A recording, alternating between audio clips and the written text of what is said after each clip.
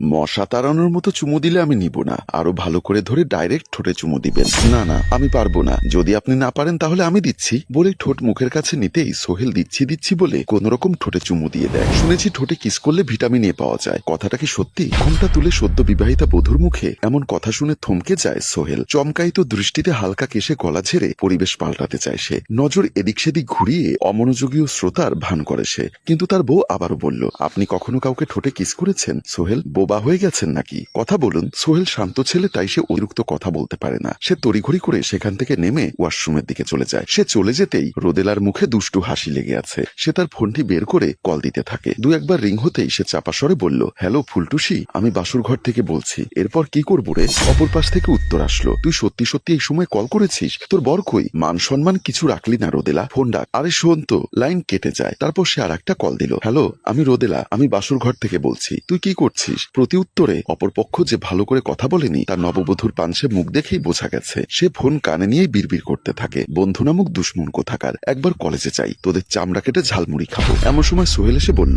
আপনি কি কারোর সাথে কথা বলছেন? সোহেলের কথায় ছিটকে দূরে সরে যায় রোদেলা। চোখ ঘুরিয়ে ফোন লুকোতে ব্যস্ত হয়। সমস্যা নেই, বলতে পারেন। না না, আমার দাদি ফোন করেছিল, কি সব দুষ্টু কথা বলছিল, তাই কেটে দিয়েছি। সোহেল বলল, রাত অনেক হয়েছে, আমি সোফায় ঘুমিয়ে পড়ছি, আপনি বিছানায় ঘুমিয়ে পড়ুন। এই বলে সোহেল রুম থেকে বের হয়ে যায়। সোহেল ড্রয়িং রুমের সোফায় এসে শুয়ে মাথায় এক হাত রেখে চোখ বন্ধ করে নেয়। সে ভাবছে মেয়েটি তো বড় বিপদ, কোন সময় কি বলে তা নিজেই জানে না। কেন যে আমাকে বিয়ের জন্য তো প্রেশার দিয়েছে, এখন সব আমাকে সামলাতে হচ্ছে। ওদিকে রোদেলা কিংকর্তব্য বিমূঢ় হয়ে বসে রয়। প্রতিটা নারী এই বিশেষ সময়টা নিয়ে মনে অনেক স্বপ্ন বনে। রোদেলাও তেমন স্বপ্ন দেখেছিল। সে ভেবেছিল প্রথম রজনীতে স্বামীর সাথে মন খুলে কথা বলবে, উল্টাপাল্টা প্রশ্ন করে একটু লজ্জায় ফেলবে। তারপর যখন মিষ্টি কথা বলতে বলতে হাঁপিয়ে যাবে তখন স্বামীকে বলবে মাথায় হাত বুলিয়ে দিতে, আর সে ঘুমিয়ে পড়বে। সে আর ভাবতে পারছে না, তাই রুম থেকে বের হয়ে যায়। রোদেলা রুমের দরজা থেকে উকি দিয়ে দেখে সোহেল ঘুমিয়ে গেছে, তাই সে সোহেলের দিকে আসে। রোদেলা সোফার কাছে এসে সোহেলকে বলল, আপনি কি চুমুর কথা শুনে ঘুমিয়ে পড়েছেন সোহেল? আচ্ছা যান, চুমুর সংজ্ঞা দিতে হবে না, আপনি বরঞ্চ আমার গহনাগুলো খুলতে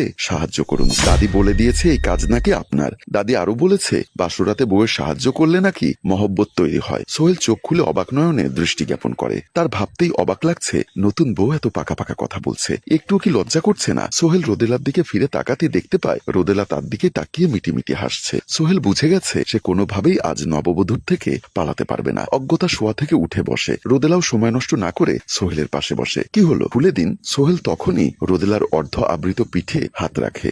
সে গলার হার খুলতে সাহায্য করছে। কানের কাছটায় হাত দিতেই রোদেলার মায়াবী মুখশ্রীতে নজর পড়ে। টানা হরিণী চোখে তার দিকেই অবকলন করে আছে। সোহেল সেই মায়ে কিছুটা সময়ের জন্য আটকে যায়। ধীর চিত্তে এগিয়ে আসে রোদেলার ঠোঁটের কাছটায়। একে অপরের নিঃশ্বাসের সাথে নিঃশ্বাস মিলিত হচ্ছে। হঠাৎ করে সোহেলের কি যেন হলো, সে ছিটকে রোদেলার থেকে দূরে সরে যায়। রোদেলা চোখ তুলে তাকিয়ে রয়। সোহেলের সেই চোখে চোখ রাখা সম্ভব হয় না। উঠে চলে যেতে চাইতেই রোদেলা সোহেলের গালে ঠোঁট ছুঁয়ে সত্যি সত্যি কিস করে বসে। সোহেল গালে হাত দিয়ে স্তব্ধ হয়ে দাঁড়িয়ে আছে। রোদেলা তা দেখে মুচকি হেসে বলল, দেখতে আমাকে ছোট মনে হলেও অতটাও অবুঝ নই। সংসার করিনি বলে অভিজ্ঞতাও নেই, কিন্তু মা চাচিদের সংসার করতে দেখেছি। আপনি যদি পাশে থাকেন তবে সংসার কি, এর চেয়েও কঠিন কাজ করতেও দ্বিধাবোধ করব না। সোহেল বেশ লজ্জা পায়। সে কোনো কথা না বলে সোজা রুমের দিকে চলে যায়। সকালবেলা রোদেলা রান্নাঘরের দিকে গিয়ে দেখে তার শাশুড়ি কাজ করছে। সে পাশে গিয়ে বলল, মা আমি কি আপনাকে কোনোভাবে হেল্প করতে পারি? তখনই শাশুড়ি ফিরে দেখে তার নতুন বৌমা। আরে বৌমা, তুমি এখানে কেন? নতুন বউয়ের রান্নাঘরে আসতে নেই কেন মা? আপনি করতে পারলে আমি কেন করতে পারবো না? তাছাড়া মেয়েদের জন্য কি আমার নতুন আর পুরাতন আছে?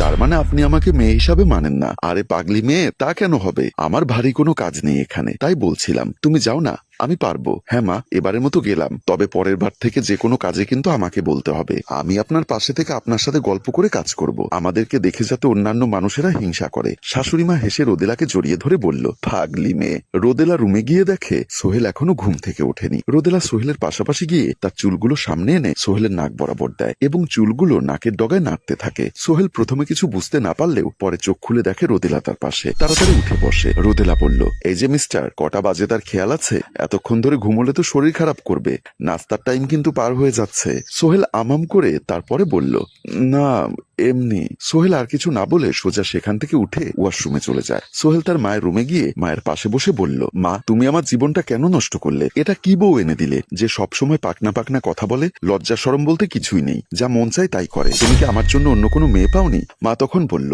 ও মা, আমি তো জানি বৌমা অনেক লক্ষ্মী একটা মেয়ে, তোর কেন মনে হচ্ছে মেয়েটার লজ্জা নেই? তোর সাথে কি এমন করেছে? সোহেল তখনই আমতা আমতা করে বলল, না মা, এমন কিছু না, তবে মেয়েটা কিন্তু বেশ চঞ্চল মা। দেখ সোহেল বাবা, আমি একজন মেয়ে, আমি আর একটা মেয়ে দেখলেই বুঝতে পারি মেয়েটা কোন টাইপের হবে। যে মেয়ে তোর জীবনে বউ হিসাবে এসেছে সেই মেয়েটাকে একদিন তুই বেশি ভালোবাসবি। মেয়েটার ভেতরে অনেক রকমের গুণ আছে, আর সবচেয়ে বড় কথা হচ্ছে রোদেলা অনেক কেয়ারিং একজন মেয়ে। আমাকে পরের বার থেকে রোদেলা মায়ের নামে কিচ্ছু বলবি না। সোহেল তখন মুখ ভেঙচি দিয়ে বলল, এখন পরের মেয়ে আপন হয়ে গেল আর আমি পর হয়ে গেলাম, তাই না? দেখবে তোমরা শাশুড়ি বৌমাকে রেখে আমি কোথাও চলে যাব, বজ্জাতের হাড্ডি একটা। তারপর সোহেল সেখান থেকে চলে আসে। সোহেল রুমে ঢুকতেই রোদেলা সোহেলের সামনে হাত দিয়ে পথ আটকিয়ে বলল, এই যে আমি কিন্তু এবার মাকে বলে দিব। সোহেল আমতা আমতা করে বলল, কি বলবেন? এই যে আপনি আমার সাথে রাতে একসাথে থাকেন না, আমার সাথে মিশেন না, এসব আর কি? যান বলুন, তাতে আমার কিচ্ছু যায় আসে না। ও যায় আসে না, তাই না? তাহলে আমি এক্ষুনি যাচ্ছি আর মাকে বলবো আপনি আমাকে যখন তখন কাছে নিতে চান। আপনার মনের স্বাদ মিটিয়ে আর কথা বলেন না। আরো বলবো